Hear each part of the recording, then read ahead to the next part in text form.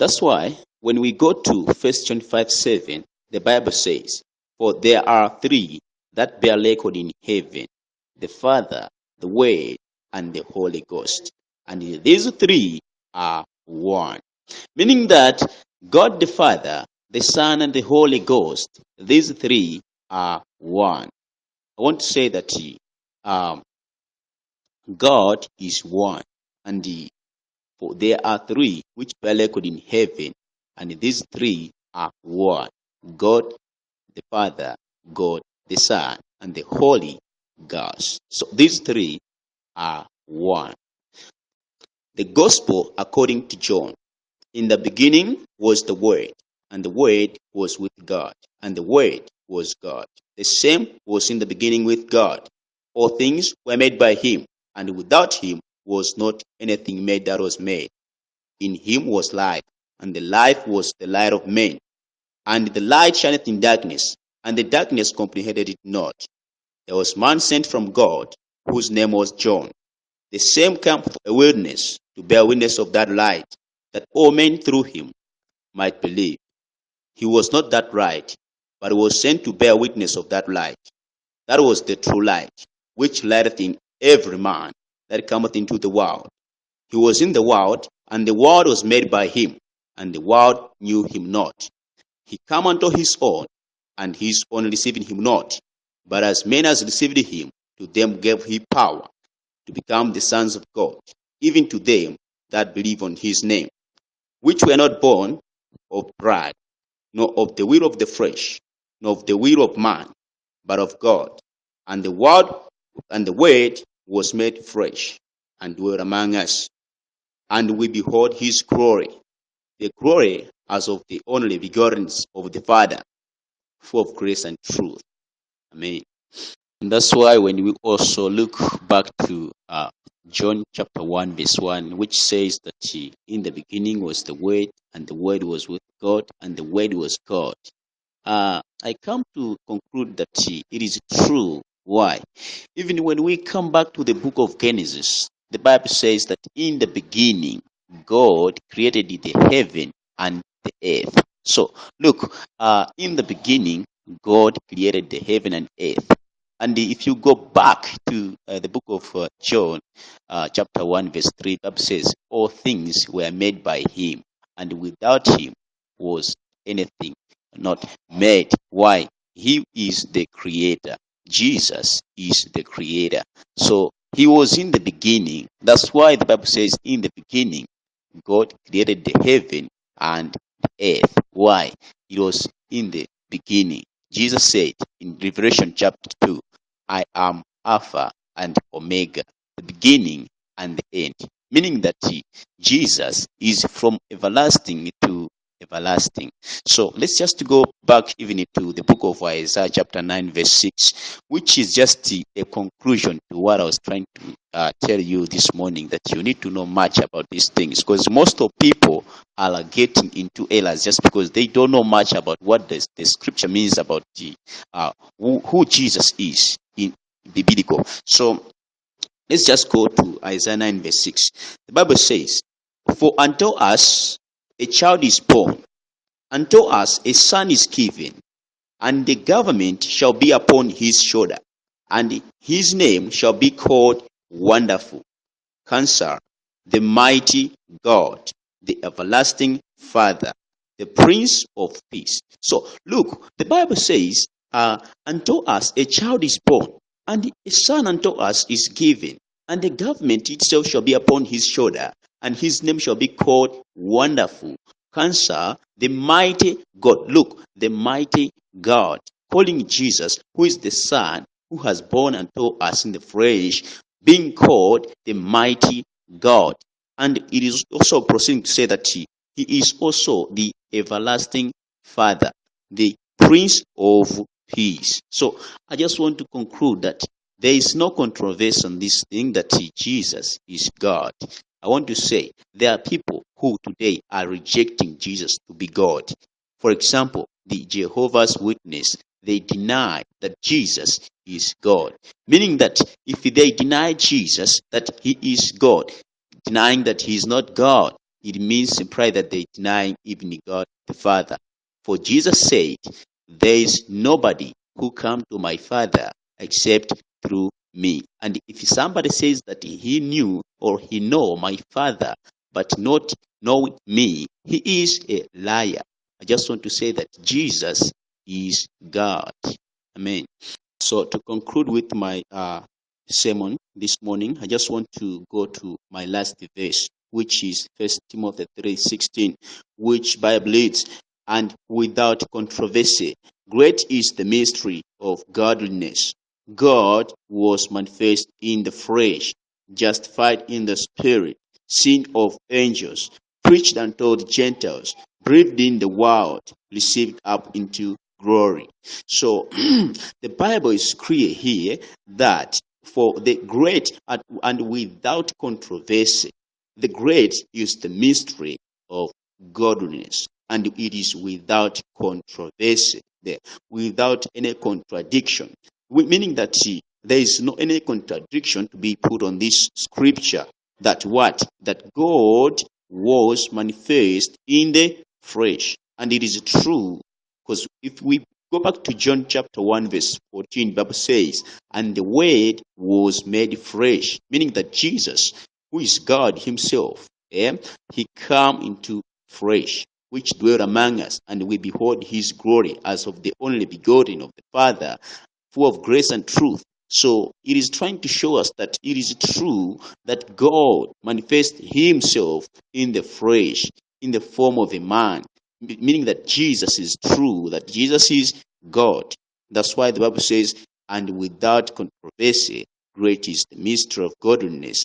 God was manifest in the flesh, justified in the spirit, then seen of angels, preached unto the Gentiles. It's true that God was justified in the spirit. That's true. And even seen of angels. Yes. I remember when the wise men were going to see the time when Jesus was being born, the angels were there to see Jesus. And he was preached unto the Gentiles. That's true. That's why we, even here in Malawi, people are receiving the gospel, being preached Jesus Christ, and believe in the world. That's why today we are preaching the gospel, that people has to believe on Jesus and receive it up into the glory. Last part, it is true that Jesus is glorified by the end of all. That's why Jesus is going to rule this world in this coming millennial rule. So Jesus is God. I just want to thank you if you have clearly understand, or I can say understood, according to what I've explained on the subject of the Godship, that Jesus is God. Amen. And that's why I conclude always that those who denies Jesus, not calling him God, denying him that he is not God, they deny even the Father. Why? Jesus said, no one should come to my Father except through me. Yeah?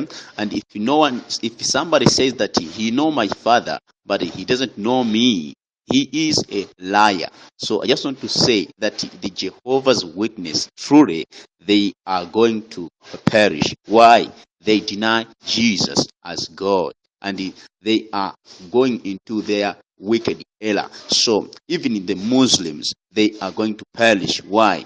They deny that Jesus is not God. They just regard him as a prophet. They just regard him as Muhammad, who was not even risen from dead, but they denies him. And they just the justice simply means that Jesus is just the Son of Man, the son from even Joseph and Mary, but they deny that he is the only begotten Son of the Father. So I just want to tell you, brothers, that the Muslims, the Jehovah's Witness, together with all those people who do not believe upon Jesus Christ truly, that he is without works by just faith alone, they are going to perish. I tell you, brothers. So I just want to share this with you this morning, because this is important. most when we go for soul winning, that we find a lot of people who are confusing to understand these simple scriptures. When we go to preach the gospel, we are fighting to tell them to understand if they don't understand who Christ is. When we say Jesus Christ come in the flesh, dwell among us, bear all our sins on his own body, died on cross, buried, and rose again, they do say, is Jesus Christ God? So it starts to be a struggle there, fighting that they have to understand who Jesus is. But Jesus is God. That's why it is being called the mighty God in Isaiah 96, the everlasting Father, the Prince of Peace. So Jesus is God, brethren. So let's be with this kind of scripture that equip ourselves the moment we go out for sowing, that we can explain better who Jesus is to them, that they have to understand. Even if they be the Muslims, they can understand that, oh yes, we are going into errors. So it's easy for them to be converted. So they can believe so easily as that. Even the Jehovah's Witness, I've seen with my eyes them believing now that Jesus is God after you explain them better that who Jesus is. Amen. So look what the Bible says in verse 1 of the scripture which has just been read. The Bible says, in the beginning was the Word. So the word with a capital letter W, it means Jesus. For Jesus is the Word. So the Bible says, in the beginning was the Word, meaning that in the beginning was Jesus. And the Word was with God, meaning that Jesus was with God. And the Word was God, meaning that that Word, which is Jesus, was God. Amen. So let's jump to verse 14. The Bible reads, and the Word was made flesh and dwelt among us, and we beheld his glory, the glory as of the only begotten of the Father, full of grace and truth. Look, the Word is being made flesh, meaning that Jesus, which is God, become flesh. Was Jesus come in a flesh? Yes. And that's true according to the scriptures. For he came to dwell among us, but in the flesh, in the form of flesh, in the form of a man. So Jesus is God. Let's go back to verse 3. The Bible says, all things were made by him, and without him was not anything made that was made. Look, all things were made by him, whom? The Word, whom? Jesus. So who is the creator? The creator is God. So the Bible says all things were made by him, and without him was not anything made which was made. Meaning that without Jesus there was nothing to be made. Why? He is the creator. He is God. He came in a flesh, manifested himself in the flesh, that we behold his glory. As the man, but he is God. Understand this, brethren. So look what the Bible says in verse 1 of the scripture which has just been read. The Bible says, in the beginning was the Word. So the word with a capital letter W, it means Jesus. For Jesus is the Word. So the Bible says, in the beginning was the Word, meaning that in the beginning was Jesus. And the Word was with God, meaning that Jesus was with God. And the Word was God, meaning that that Word, which is Jesus, was God. Amen. So let's jump to verse 14. The Bible reads, and the Word was made flesh and dwelt among us, and we beheld his glory, the glory as of the only begotten of the Father, full of grace and truth. Look, the Word is being made flesh, meaning that Jesus, which is God, become flesh. Was Jesus come in a flesh? Yes. And that's true according to the scriptures. For he came to dwell among us, but in the flesh, in the form of flesh, in the form of a man. So Jesus is God. Let's go back to verse 3. The Bible says, all things were made by him, and without him was not anything made that was made. Look, all things were made by him, whom? The Word, whom? Jesus. So who is the creator? The creator is God. So the Bible says all things were made by him, and without him was not anything made which was made. Meaning that without Jesus, there was nothing to be made. Why?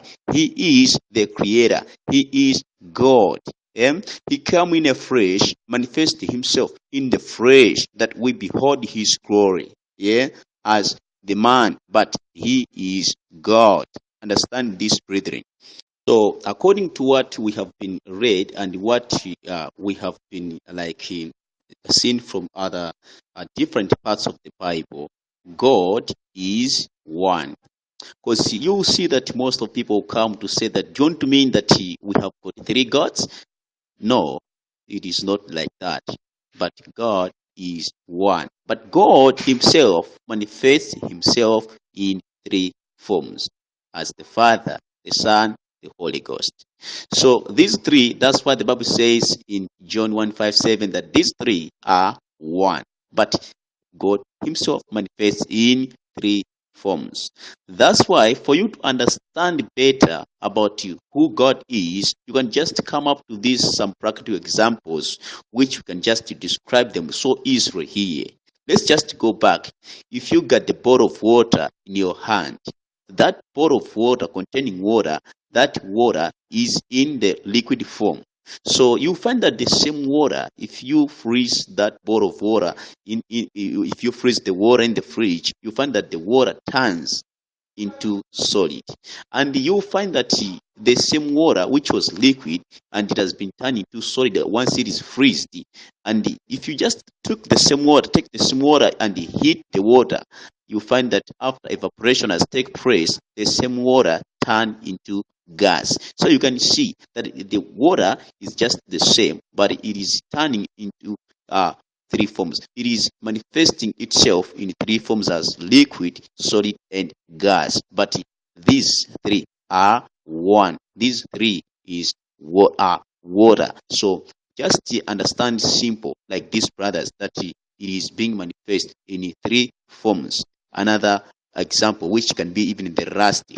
And the Bible, not the Bible, but I just want to give an example of you yourself. You are a man, and as a man, you are there, but in three forms. I can say, if I can take an example, I can call you as Brother Solomon, meaning that there is Brother Solomon, the body, and there is also Brother Solomon, the spirit, and there is also Brother Solomon, the soul. But these three are one, meaning that they are three indeed, but they are one. But you find that even when you see Brother Solomon that he is dead, you find that his body is left, but the soul and spirit that just departed away from him. But his body is here, and you find that when you go and find the body of Brother Solomon, you find that you say that this is Brother Solomon, but he is dead. And if you go there in heaven, you find that his soul is there, and you will call so it that this is Brother Solomon. But these three are one. So I just want to tell you clearly that God manifests himself in three forms. And you see that after the man is dead, the body is here, something has just departed away from him. It was the same as it was being done, that God is there in heaven, but one thing has just departed away from him, which is this thing, Jesus, departing from God to come as the Son. That's why you find that Jesus, the moment he was going back, he said that I'm going back to prepare the place for you, but I'm going to send a comforter, who is the Holy Ghost. Look, something is just departing from that and coming upon us. Then after he's going back, the Holy Ghost is coming back to us. But these three are one. So just understand, simple as it is, that God is one, but he manifests himself in three forms. Amen.